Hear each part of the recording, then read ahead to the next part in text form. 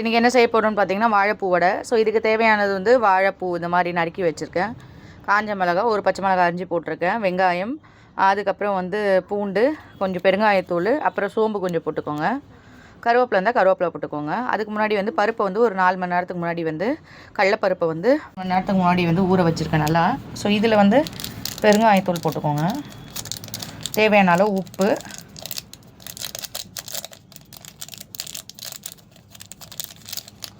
தேவையான அளவு உப்பு போட்டுக்கோங்க, தேவையான அளவு உப்பு. ஸோ தேவையான அளவு பூண்டு அரைக்கிறதுக்கு,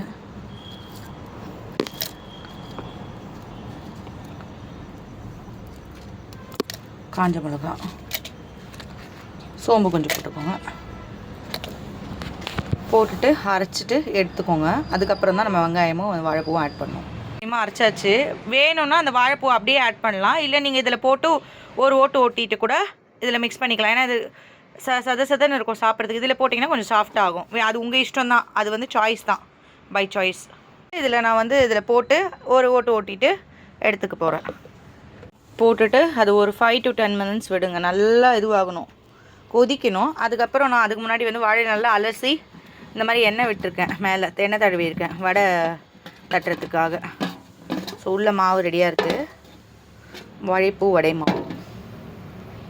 மாதிரி 2 கையில் வச்சு தட்டிட்டு இலையில வச்சு முன்ன பின்ன திருப்பி தட்டி, இப்போ கொதிச்சிருச்சு எண்ணெய் சட்டி. ஸோ இதில் வந்து இந்த மாதிரி போட்டுக்கோங்க.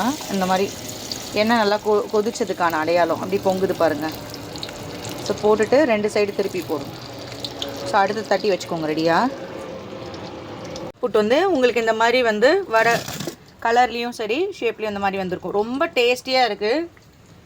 ஸோ இந்த மாதிரி நீங்கள் வீட்டில் செஞ்சு பார்த்துட்டு மறக்காமல் நம்ம சேனலுக்கு லைக் பண்ணுங்கள், ஷேர் பண்ணுங்கள். இங்கே வாங்க ஐஷு பாப்பா, இதை பிடிச்சிக்கோங்க.